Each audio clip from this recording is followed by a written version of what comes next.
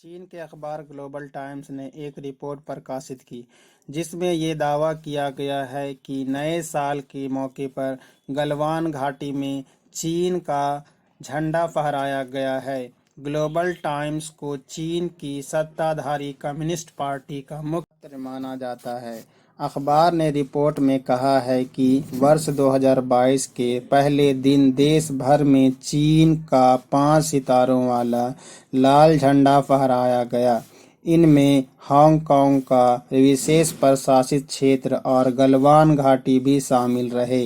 Report के मुताबिक अखबार को एक वीडियो भी भेजा गया जिसमें दिखाई देता है कि भारत की सीमा के पास गलवान घाटी में चट्टान पर नारा लिखा है कि 1 इंच भी जमीन नहीं छोड़ो, और उसके सामने खड़े चीनी सैनिक चीनी जनता का नए साल पर अभिवादन कर रहे हैं। ग्लोबल टाइम्स के अनुसार इसके बाद एक ड्रोन से चीन का झंडा ले जाया गया जिससे वहां ट्रेनिंग कर रहे चीन के वेस्टर्न थिएटर कमांड के सैनिकों ने सलामी दी और देश को शुभकामना दी।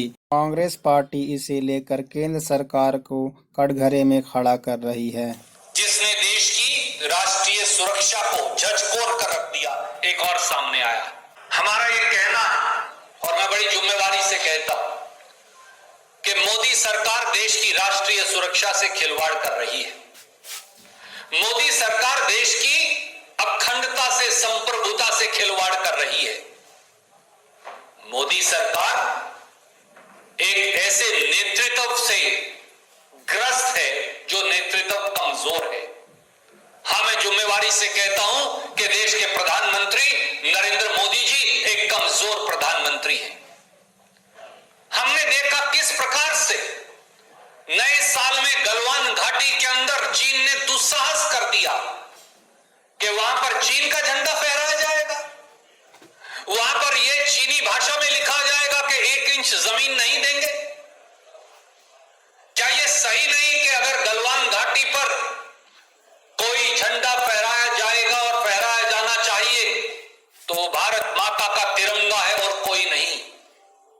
चीन ने दुस्साहस से डेप्सांग प्लेन्स में वाई जंक्शन तक कब्जा कर रखा है। चीन ने दुस्साहस से भारत की सरजमी पर गोगरा और हॉट स्प्रिंग्स में कब्जा कर रखा है। चीन ने दुस्साहस से अरुणाचल में हमारी सरजमी पर एक गांव बसा रखा है। और चीन ने यह दुस्साहस भी किया कि उन्होंने अरुणाचल प्रदेश के, हमारे देश के हिस्सों के नाम बदल दिए। और अब यह दुस्साहस भी कि गलवान घाटी पर वहां पर वो चीन का झंडा फहराएंगे। देश के प्रधानमंत्री कहां गुम है? मोदी जी, आप मौन क्यों हैं? आप चीन का शब्द कहने से डरते क्यों हैं? चीन से घबराते क्यों हैं?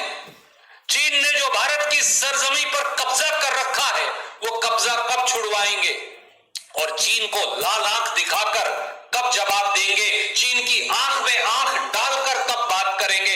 देश ये जानना चाहता है।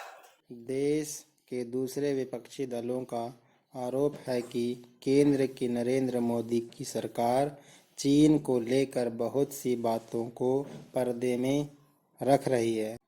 कुछ दिन पहले ग्लोबल टाइम्स ने ही रिपोर्ट छापी थी जिसमें बताया गया था कि चीन ने अरुणाचल प्रदेश के 15 स्थानों के लिए चीनी, तिब्बती और रोमन में नए नामों की लिस्ट जारी की है। विदेश मंत्रालय ने चीन के इस कदम पर सख्त आपत्ति जताई और कहा कि अरुणाचल प्रदेश हमेशा से भारत का अभिन्न अंग रहा है और आगे भी रहेगा।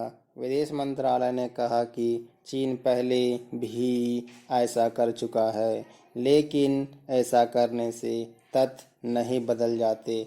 उधर ग्लोबल टाइम्स ने 2 ट्वीट भी किए हैं जिनमें 2 तस्वीरों के साथ भारतीय मीडिया के हवाले से कहा गया है, नए साल के मौके पर वास्तविक नियंत्रण रेखा LAC पर भारत और चीन के सैनिकों ने एक दूसरे को शुभकामनाएं दी और मिठाइयाँ बांटी।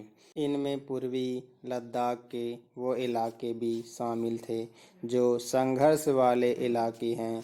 समाचार एजेंसी पीटीआई ने अधिकारियों के हवाले से खबर दी थी, नए साल के दिन भारत और चीन के सैनिकों ने एलएसी के कई चौकियों पर मिठाइयाँ बांटी थी और एक दूसरे को शुभकामनाएं भी दी थी, जिनमें पूर्वी लद्दाख की चौकियां भी शामिल थी।